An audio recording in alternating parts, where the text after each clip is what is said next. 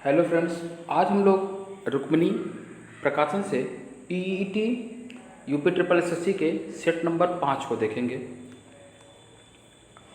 हम इसमें सबसे पहला क्वेश्चन हमारा ये है। सबसे पहला क्वेश्चन ये कह रहा है कि रहस्यवाद सिद्धांत है, यानी रहस्यवाद जो है यह किस धर्म का सिद्धांत है। लोकायत धर्म का है, शैव धर्म का है, जैन धर्म का है या वैष्णव धर्म का है। ठीक है, तो जो रहस्यवाद सिद्धांत है यह जो है यह जैन धर्म का है, यानी ऑप्शन नंबर सी सही होगा। दूसरा क्वेश्चन, अगला क्वेश्चन हमसे कह रहा है मौर्य काल का मानक सिक्का था, यानी मौर्य काल में जो सिक्का था, जो स्टैंडर्ड सिक्का था वह कौन सा था। पहला ऑप्शन दे रहा कृष्णल, दूसरा दे रहा तिस्क, तीसरा मासक और चौथा पड़। ठीक है ना, तो मौर्य काल का जो मानक सिक्का था वह क्या था, वह पड़ था, यानी ऑप्शन नंबर डी। ठीक है, क्वेश्चन नंबर तीन कह रहा है चित्तौड़ दुर्ग में विजय स्तंभ को किसने बनवाया था, यानी विजय स्तंभ जो है चित्तौड़ दुर्ग का यह किसके द्वारा बनवाया गया है। राणा हमीरदेव के द्वारा, राणा सांगा के द्वारा, राणा कुंभा के द्वारा और राणा रतन सिंह के द्वारा।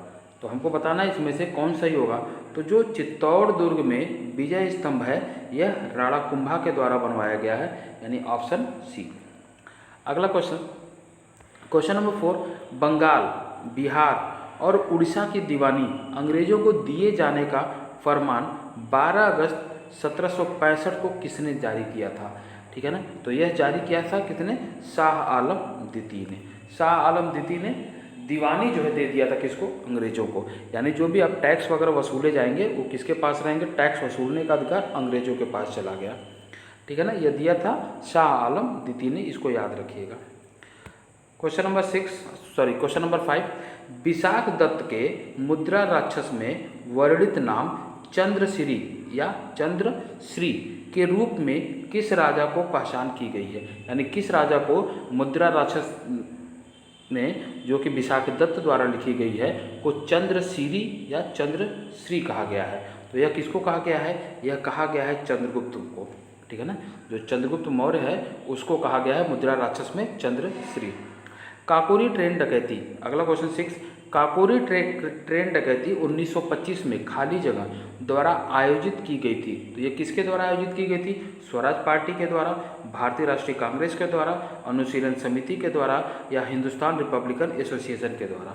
तो यह किसके द्वारा की गई थी, यह किया गया था हिंदुस्तान रिपब्लिकन एसोसिएशन के द्वारा, इसलिए ऑप्शन नंबर हमारा डी सही होगा। और हिंदुस्तान रिपब्लिकन एसोसिएशन का गठन कहाँ किया गया था, ये 1924 में कानपुर में किया गया था। ठीक है, अब देखते हैं हम लोग क्वेश्चन नंबर 7। क्वेश्चन नंबर 7 कह रहा है लंदन में द्वितीय गोलमेज सम्मेलन के आयोजन का केंद्र क्या था। लंदन में जो द्वितीय गोलमेज सम्मेलन हुआ था उसका केंद्र क्या था, यानी वह कहाँ हुआ था। तो यह कहाँ हुआ था, यह हुआ था सेंट जॉन्स पैलेस में। ठीक है ना, यानी जो द्वितीय गोलमेज सम्मेलन था वह कहाँ हुआ, सेंट जॉन्स पैलेस। निम्नलिखित में से किसने 1920 के नागपुर के भारतीय राष्ट्रीय कांग्रेस के अधिवेशन में असहयोग आंदोलन के प्रस्ताव को प्रस्तावित किया था। तो यह किसके द्वारा प्रस्तावित किया गया था, यह प्रस्तावित किया गया था सी.आर. दास के द्वारा। ठीक है ना, सी.आर. दास ने प्रस्तावित किया था। क्वेश्चन नंबर 9, दिल्ली सल्तनत का वह सुल्तान कौन था जिसने स्थायी सेना रखी। स्थायी सेना इसके पहले कोई नहीं रखता था दिल्ली सल्तनत में। तो दिल्ली सल्तनत ने सबसे पहले जो स्थायी सेना रखने का काम किया था वह किया था Alauddin Khilji, option number C. और इसने सबसे बड़ी सेना रखी थी। ठीक है, सबको इसने नगद वेतन दिया था, इसने सैनिकों की हुलिया लिखी थी, इसने घोड़ों को दागने की व्यवस्था शुरू किया, इसने भूमि मापने के लिए बिस्वा का यूज किया और इसने उपज का 1/2 यानी 50% जो है इसने टैक्स लगाया था दिल्ली सल्तनत में। ठीक है, क्वेश्चन नंबर 10 कह रहा है इंडिपेंडेंस नामक समाचार पत्र का प्रकाशन प्रारंभ किया गया था किसके द्वारा। तो इंडिपेंडेंस नामक समाचार पत्र जो था यह किसके द्वारा निकाला जाता था, यह निकाला जाता था पंडित मोतीलाल नेहरू के द्वारा, ऑप्शन नंबर बी सही होगा। क्वेश्चन नंबर 11, निम्नलिखित में से किसको भारत का पारिस्थितिकी तप्त स्थल कहा जाता है। तो भारत का पारिस्थितिकी तप्त स्थल किसको कहा जाता है, ये कहा जाता है पश्चिमी घाट को। पश्चिमी घाट को भारत का पारिस्थितिकी तप्त स्थल कहा जाता है। क्वेश्चन नंबर 12, 1 डिग्री देशांतर की सर्वाधिक दूरी कहाँ पर होगी। तो 1 डिग्री देशांतर की जो सर्वाधिक दूरी होगी वह होगी विषुवत रेखा पे। क्वेश्चन नंबर 13, दून घाटी किन हिमालय श्रेणियों के बीच में बसी हुई है? तो दून घाटी कहाँ पे बसी हुई है? दून घाटी किन हिमालय की श्रेणियों के बीच में बसी हुई है? तो यह बसी हुई है लघु और शिवालिक हिमालय के बीच में। 13 का ऑप्शन नंबर ए सही होगा। क्वेश्चन नंबर 14, क्वेश्चन नंबर 14 कह रहा है निम्नलिखित में से कौन सा कथन सही है? ठीक है ना, कौन सा कथन सही है? रावत भाटा परमाणु शक्ति केंद्र गुजरात में, यह गलत, ठीक है ना, यह क्या हो गया? गलत है। नरौरा परमाणु शक्ति केंद्र कर्नाटक में, यह भी गलत है। काकरापारा परमाणु शक्ति केंद्र राजस्थान में, ये भी गलत है। इसका मतलब उपयुक्त में से कोई नहीं, यानी इसमें से कोई भी सही नहीं है। Option number D. अब देखेंगे हम लोग क्वेश्चन नंबर 15।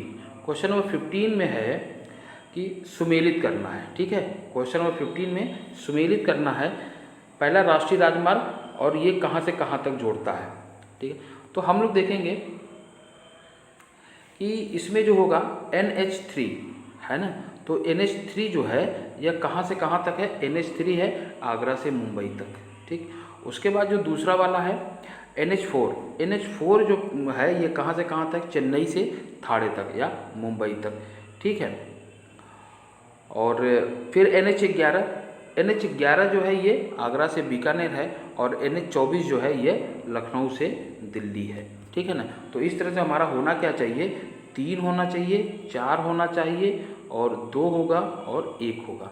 3 4 2 1 और 3 4 2 1 जो है वह कहाँ है? सी में है। ठीक है, फिर चलिए क्वेश्चन नंबर 16। क्वेश्चन नंबर 16 हमसे कह रहा है संघीय बजट में प्राथमिक घाटा का शब्द क्या है? यानी जो प्राथमिक घाटा है ये क्या होता है संघीय बजट में? तो संघीय बजट में जो प्राथमिक घाटा होता है यह क्या होता है? राजकोषीय घाटा और ब्याज भुगतान। Option number B. Question number 17 में क्या है कि बैंकों की अपनी तरल परिसंपत्तियों और कुल जमा के बीच एक निश्चित अनुपात बनाए रखने की आवश्यकता है। यह अनुपात कहलाता है, यानी ये जो अनुपात है इसको हम क्या कहते हैं? तो इसी को कहा जाता है SALR यानी सांविधिक तरल निधि अनुपात। क्वेश्चन नंबर 18 में निम्नलिखित में से कौन सा भारत के सभी ATM को जोड़ता है? भारत के सभी ATMों को कौन जोड़ता है? तो देखिए क्या है? भारतीय बैंक एसोसिएशन, राष्ट्रीय प्रतिभूति निक्षेप लिमिटेड या नेशनल सिक्योरिटीज लिमिटेड, भारतीय राष्ट्रीय भुगतान निगम NPCI या भारतीय रिजर्व बैंक। तो क्वेश्चन नंबर 18 में सारे ATMों को जोड़ने का जो काम करता है वह NPCI करता है, यानी भारतीय राष्ट्रीय भुगतान निगम। Option number C. Question number 19 में भारत में राष्ट्रीय और प्रति व्यक्ति आय पर रिपोर्ट देने के लिए निम्नलिखित में से कौन जिम्मेदार है? तो ये जिम्मेदार कौन होता है? सांख्यिकी और कार्यक्रम कार्यान्वयन मंत्रालय। ठीक है, क्वेश्चन नंबर 20 1991 की नई आर्थिक नीति की प्रमुख विशेषता क्या है? तो इसकी प्रमुख विशेषता क्या है? क्वेश्चन नंबर 20 उदारीकरण, अधिक बाजार अभिमुखीकरण और निजी क्षेत्र का विस्तार। यानी 1991 की जो आर्थिक नीति थी उसमें ये तीनों बातें थी। तो ऑप्शन नंबर डी सही होगा। क्वेश्चन नंबर 21 में पूछा जा रहा है कि कैबिनेट का तात्पर्य क्या होता है, यानी कैबिनेट किसे कहते हैं? तो कैबिनेट का तात्पर्य होता है कैबिनेट स्तर के मंत्री। Option number B. क्वेश्चन 22 में कह रहा है भारतीय संविधान का सबसे बड़ा एकांकी स्रोत है। भारतीय संविधान का जो सबसे बड़ा एकांकी स्रोत था वह क्या था? Government of India act 1935। आधे से ज़्यादा जो है ना अनुच्छेद 1935 से ही ले लिया गया था। तो सबसे पूछ रहा ना भारतीय संविधान का सबसे बड़ा एकांकी स्रोत क्या है, यानी जो संविधान है वह कहाँ से लिया गया है? तो सबसे ज़्यादा स्रोत कहाँ से लिया गया? गवर्नमेंट ऑफ इंडिया एक्ट 1935 से। अब देखते हैं हम क्वेश्चन नंबर 23। क्वेश्चन नंबर 23 संविधान के किस अनुच्छेद में संहिताबद्ध है कि मंत्रिपरिषद लोकसभा के प्रति सामूहिक रूप से उत्तरदायी होगी? ठीक है ना, तो सामूहिक रूप से उत्तरदायी की जो बात करता है वह कौन करता है? अनुच्छेद 75 का 3। अनुच्छेद 75(3) ये कहता है कि जो मंत्रिपरिषद होगा वह सामूहिक रूप से उत्तरदायी होगा। क्वेश्चन नंबर 24 में राज्य के कार्यपालिका शक्ति का प्रधान कौन होता है? तो राज्य की कार्यपालिका शक्ति पूछ रहा है, तो राज्य की कार्यपालिका शक्ति का जो प्रधान होता है वह होता है राज्यपाल। क्वेश्चन नंबर 25, जिला परिषद का सचिव कौन होता है? तो जिला परिषद का सचिव जो होता है वह जिला विकास प्राधिकारी होता है ना, यानी जिला विकास का जो पदाधिकारी होता है वह जिला परिषद का सचिव होता है। क्वेश्चन नंबर 26 में कह रहा है निम्नलिखित रोगों में से कौन सा एक वायरस द्वारा होता है?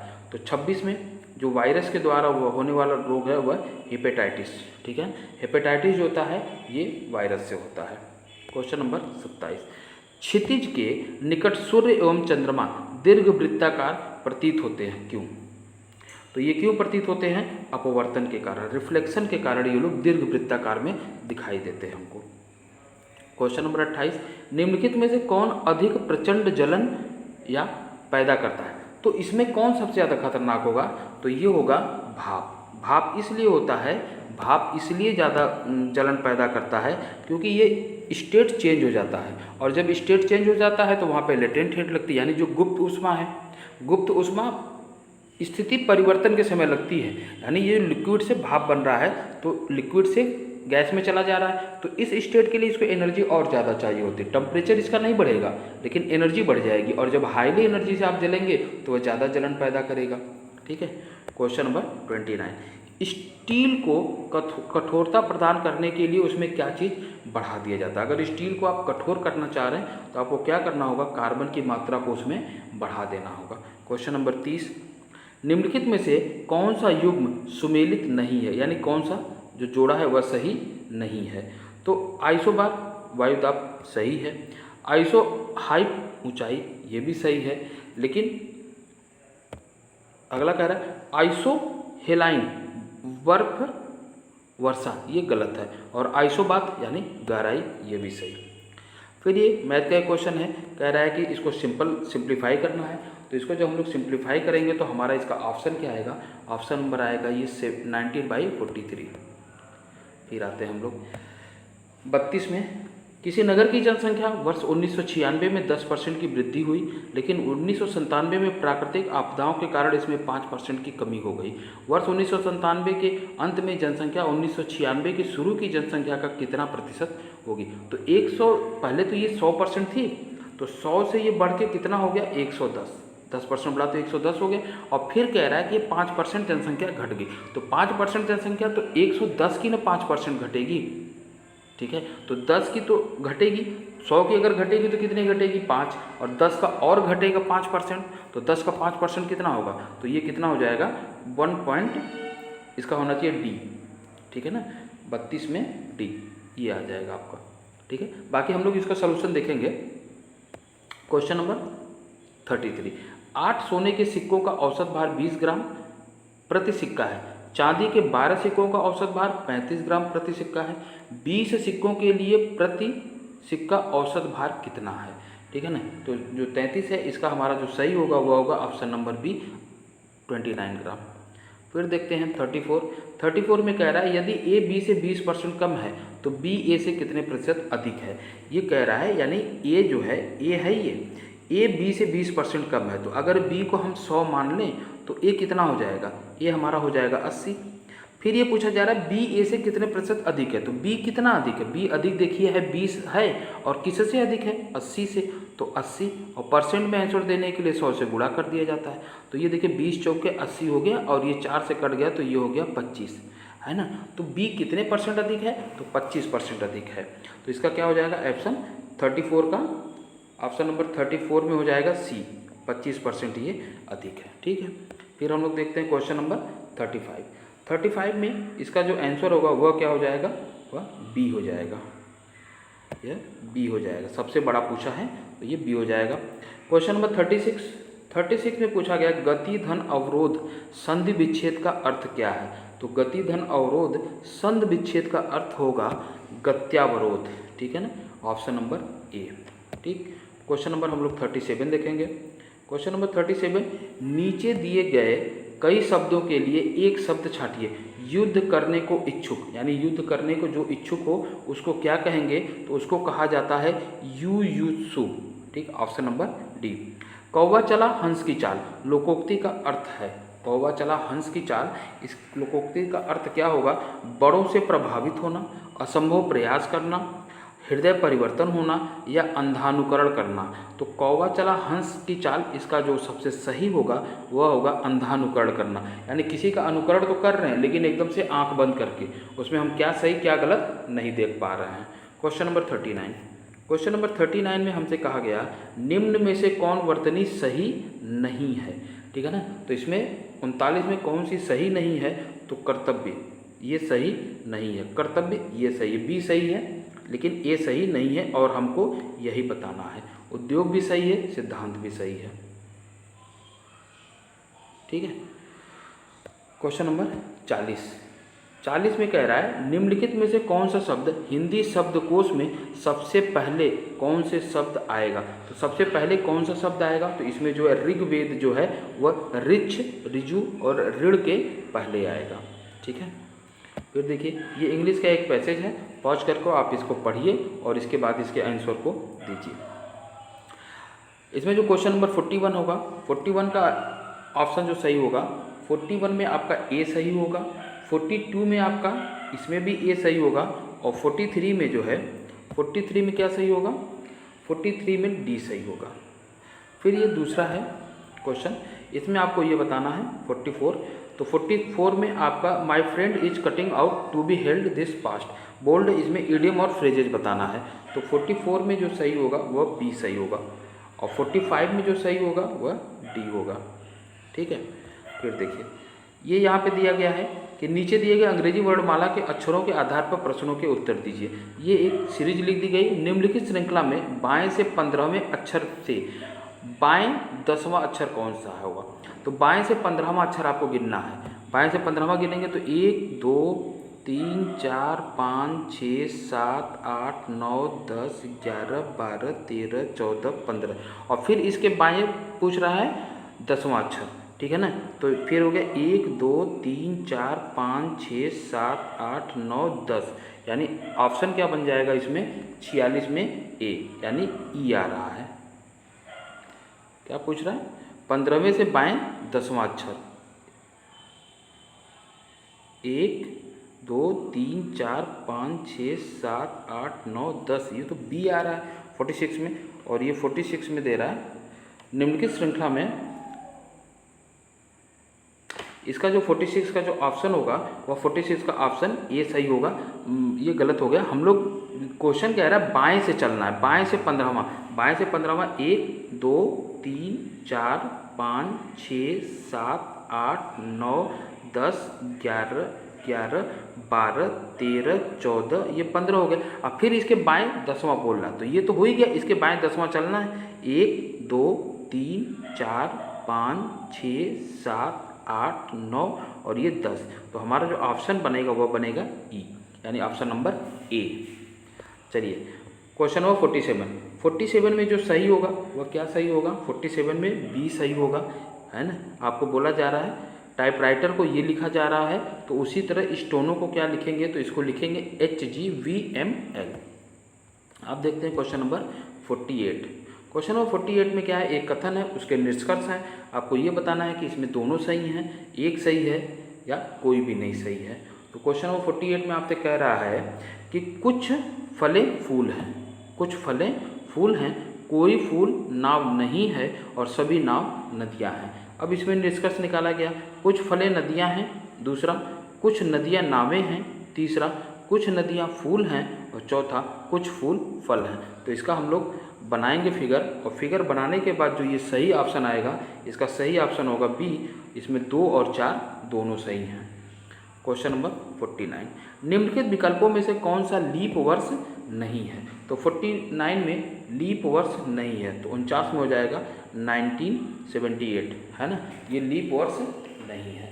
लास्ट के 2 डिजिट तो आपको कट जाने चाहिए ना 4 से, लास्ट के 2 डिजिट अगर 4 से नहीं कट रहा तो लीप ईयर होगा ही नहीं, और ये 78 4 से कटेगा नहीं, है ना। फिर अगला क्वेश्चन ये, कल्पिता का परिचय कराते हुए प्रकाश अपने मेहमानों से बोला, इसके पिता मेरे पिता के इकलौते पुत्र हैं। तो कल्पिता प्रकाश से किस प्रकार संबंधित है, तो कल्पिता जो है उसकी बेटी होगी, ठीक है ना। 50 में ए। क्वेश्चन नंबर 51, उपभोक्ता मामले, खाद्य एवं सार्वजनिक वितरण मंत्रालय ने प्रवासी मजदूरों की मदद हेतु किस ऐप को लॉन्च किया है? तो इसको किस ऐप को लॉन्च किया गया है? ये लॉन्च किया गया है मेरा राशन ऐप, ठीक है ना, मेरा राशन ऐप। क्वेश्चन नंबर 52 में किस स्वास्थ्य सेवा प्रदाता के साथ अटल innovation mission AIM NITI Aayog ने भारत में स्वास्थ्य देखभाल नवाचारों और परिणामों को बदलने और सुधारने के लिए एक स्टेटमेंट ऑफ इंडिया पर हस्ताक्षर किया है? तो यह किसके साथ किया गया है? यह किया गया है एस्टर DM हेल्थ केयर। और देखिए 53 में क्या है? विश्व क्षय रोग दिवस कब मनाया जाता है? तो विश्व क्षय रोग दिवस 2021 का विषय क्या था? यानी 2021 में जो हमने क्षय रोग दिवस मनाया, इसकी थीम क्या थी? तो इसकी थीम थी 2021 में द क्लॉक इज टिकिंग, ठीक। क्वेश्चन नंबर 54 में अडानी ग्रीन एनर्जी की इकाई ने गुजरात के कच्छ में कितने मेगावाट का पवन ऊर्जा संयंत्र चालू किया है? तो ये कितना चालू किया गया है? ये 100 मेगावाट चालू किया गया है। 100 मेगावाट का पवन ऊर्जा संयंत्र चालू हुआ है। कहाँ पे? गुजरात में, ठीक है ना। किसके द्वारा? अडानी ग्रीन एनर्जी के द्वारा। क्वेश्चन नंबर 55, खबरों में INCOIS का पूर्ण रूप क्या है?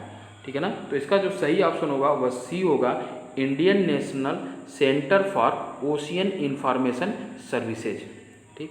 क्वेश्चन नंबर 56, मियों का बाड़ा रेलवे स्टेशन का नाम बदलकर क्या कर दिया गया है? तो मियों का बाड़ा रेलवे स्टेशन का नाम बदल करके कर दिया गया है Mahesh Nagar. Question number 57, Nord Link project की शुरुआत किस देश ने मिलकर की है? तो यह शुरुआत किसने की है? नॉर्वे और जर्मनी ने किया है। क्वेश्चन नंबर 58, डगमारा जल विद्युत परियोजना किस नदी पर विकसित की जा रही है? क्वेश्चन नंबर 58 में डगमारा जल विद्युत परियोजना ये कोसी नदी पे शुरू की जा रही है। अब हम देखेंगे क्वेश्चन नंबर 59 में फ्रेंच ओपन 2021 का पुरुष एकल विजेता कौन बने हैं? तो ये बने हैं नोवाक जोकोविच। क्वेश्चन नंबर 60, नेहरू तिब्बत और चीन पुस्तक के लेखक कौन हैं? तो नेहरू तिब्बत और चीन पुस्तक के लेखक हैं अवतार सिंह भसीन। अवतार सिंह भसीन ने एक पुस्तक लिखी है, उसका नाम क्या है? नेहरू तिब्बत और चीन। क्वेश्चन नंबर 61 में ये है, फ्रैंक किस देश की मुद्रा है? तो फ्रैंक जो है स्विट्जरलैंड की मुद्रा है। फ्रैंक कहाँ की मुद्रा है? ये स्विट्जरलैंड की मुद्रा है। क्वेश्चन नंबर 62 में निम्नलिखित में से कौन भारतीय पुलित्जर सम्मान से सम्मानित नहीं है? ठीक है ना। तो इसमें देखिए गोविंद बिहारी लाल इनको मिला हुआ है, झुम्मा लाहिड़ी इनको भी मिल गया है, गीता आनंद इनको भी मिला है और मुल्कराज आनंद इन्हें नहीं मिला है। तो ऑप्शन नंबर डी हमारा सही हो जाएगा। Question number 63, keeping the faith memoirs of a parliamentarian पुस्तक के लेखक कौन हैं? तो इसके लेखक कौन है? सोमनाथ चटर्जी। क्वेश्चन नंबर 64, निम्न युग्मों में कौन सा सुमेलित नहीं है? इसमें कौन सा सही नहीं है? BCC को board of control for cricket in India सही है, PCB पाकिस्तान क्रिकेट बोर्ड ये भी सही है, CA क्रिकेट ऑस्ट्रेलिया सही है, और जो है इसमें ECB इंग्लैंड क्रिकेट बोर्ड यही गलत है। ठीक है, तो आपका ऑप्शन सही हो जाएगा डी। क्वेश्चन नंबर 65 में निम्नलिखित में से कौन सा सही सुमेलित नहीं है? इसमें भी आपको ये बताना है कि कौन सा सही नहीं है। तो 65 में देखिए, पारिस्थितिकी विज्ञानों का केंद्र बेंगलुरु में है, भारतीय वन्य प्राणी संस्थान देहरादून में, ये दोनों सही हैं। भारतीय वन प्रबंधन संस्थान कोलकाता ये गलत है, ये है देहरादून में। तो ऑप्शन नंबर सी सही हो जाएगा। और हिमालय पर्यावरण एवं विकास का गोविंद बल्लभ पंत संस्थान अल्मोड़ा सही है। ठीक है, क्वेश्चन नंबर 66 में टेबल टेनिस किस देश का राष्ट्रीय खेल है? तो टेबल टेनिस जो होता है ये किसका है? चीन का। टेबल टेनिस चीन का राष्ट्रीय खेल है। कुष्ठ रोधी दिवस कब मनाया जाता है? कुष्ठ रोधी दिवस कब मनाया जाता है? तो कुष्ठ रोधी दिवस मनाया जाता है 30 जनवरी को। 67 में हो जाएगा आपका डी। क्वेश्चन नंबर 68 में देखिए, 68 हमसे ये कह रहा है कि निम्नलिखित में से कौन सा एक नृत्य शास्त्रीय रूप है? ठीक है ना, एक नृत्य का कौन सा है शास्त्रीय रूप में है? तो ये हो जाएगा कौन सा? इसमें सही हो जाएगा ओडिसी। ठीक, फिर देखिए क्वेश्चन नंबर 69, भारतीय अंतरिक्ष कार्यक्रम का जनक किसे कहा जाता है? तो भारतीय अंतरिक्ष कार्यक्रम का जनक सबको पता है कि विक्रम साराभाई को कहा जाता है। ठीक है, 69 में हो जाएगा बी। फिर देखिए 70, देश भर में फांसी का फंदा सिर्फ बनाया जाता है कहाँ? तो फांसी का फंदा सिर्फ और सिर्फ कहाँ बनाया जाता है? बक्सर जेल में। ठीक है, 70 में हो जाएगा सी। 70 में क्या हो जाएगा? सी। देश भर में फांसी का फंदा सिर्फ और सिर्फ कहाँ बनता है? बक्सर जेल में। फिर देखिए यह एक हिंदी का पैसेज है, वीडियो को पॉज करके पढ़िए और फिर इसके क्वेश्चनों को देखा जाएगा।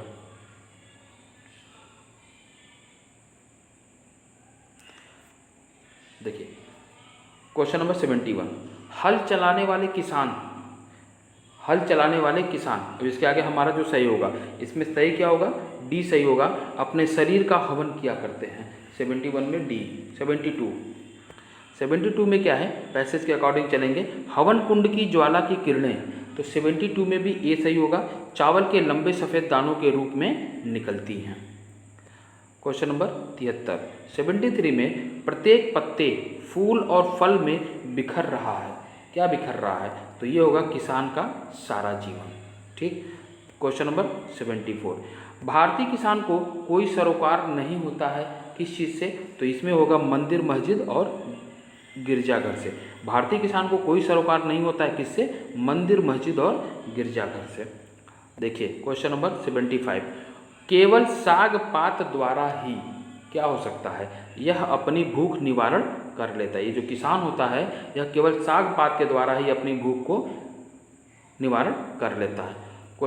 ये अगला गद्यांश है, इसको भी वीडियो पॉज करके पढ़ेंगे और फिर हम लोग आंसर देखेंगे।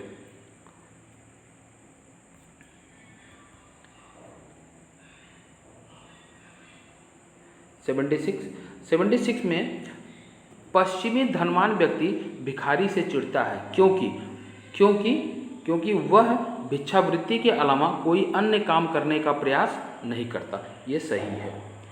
77 में मेहनती निर्धन मनुष्य को किस बात से चोट पहुंचती है? तो मेहनती निर्धन मनुष्य को किस बात से चोट पहुंचती है? इसमें ऑप्शन नंबर बी, धनवानों के भोग विलास को देखकर। ठीक है, 78 देखेंगे हम लोग। 78 में धनवानों और निर्धनों दोनों वर्ग में कौन से दो वर्ग होते हैं? ठीक है ना, तो इसमें जो दो वर्ग होते हैं कौन से होते हैं? कर्मठ परिश्रमी और बेकार वर्ग। ठीक है, चाहे धनवान हो चाहे निर्धन हो, इसमें दो तरह के लोग होते हैं, एक तो कर्मठ और परिश्रमी होते हैं, दूसरे बेकार वर्ग के लोग होते हैं। ठीक है, क्वेश्चन नंबर 79 ये कह रहा है कि धनवान और निर्धन के मध्य गलतफहमी उत्पन्न होने का मुख्य कारण यह है कि जब एक वर्ग बुद्धिमान लोग दूसरे वर्ग के मूर्खों के बारे में सोचने लगते हैं। और हम लोग देखेंगे क्वेश्चन नंबर 80। क्वेश्चन नंबर 80 कह रहा है कि व्यस्त शब्द का उपर्युक्त विलोम क्या होगा? तो व्यस्त शब्द का उपर्युक्त विलोम शब्द जो होगा वह हो गया अव्यस्त। अब ये मैथ का सवाल है जिसको कि हम लोग दूसरी वीडियो में देखेंगे सॉल्यूशन के साथ। यहाँ सिर्फ आंसर देख लेंगे, ये चार्ट बनाएंगे हम लोग और क्वेश्चन को सॉल्व करेंगे। इसमें पूछा जा रहा है पहला क्वेश्चन, 81 का जो सही आंसर होगा वह होगा बी। 81 का क्या होगा? बी। 82 का क्या होगा? 82 का ए होगा। ठीक है, 83 में क्या होगा? 83 में डी होगा, 5:4। ठीक है, और 84 का क्या होगा? 84 में होगा ए 20%। 85 में होगा बी 460। ठीक, फिर से हम लोग ये है पाई चार्ट को बनाएंगे और क्वेश्चन को देखेंगे। ठीक है, 86 का जो ऑप्शन सही होगा वह होगा सही सी। 86 में कौन सा सही होगा? सी। 87 का सही आंसर होगा डी 17.30। 88 का सही आंसर होगा ए 1:1 और 89 का जो सही आंसर होगा वह क्या होगा? 89 में होगा ए 130 और 90 में क्या होगा? बी 1.25। ठीक है, फिर हम लोग देखेंगे ये फिर से ये एक चार्ट है, इसको बना करके और इसके सवालों को सॉल्व करेंगे। बाकी सॉल्यूशन पूरा सॉल्यूशन अलग वीडियो में मिलेगा। क्वेश्चन नंबर 91 का जो आंसर होगा 91 का आंसर होगा बी 11 सही 1/9%। 92 का जो ऑप्शन होगा वह होगा सी 6.57%। 93 में होगा डी, 93 में क्या होगा डी 144। 94 में क्या होगा सी, 94 का सी होगा 2001, 2002 और 2003, 2004। 95 में क्या आएगा, 95 का होगा ए 474। फिर ये चार्ट है, इसको फिर से बना के सॉल्व करेंगे। 96 का आंसर होगा, 96 का होगा ए 17,040 रुपये। 97 में क्या होगा, इसका भी ए होगा 12.76%। और 98 में आएगा हमारा आंसर, 98 का आंसर होगा बी।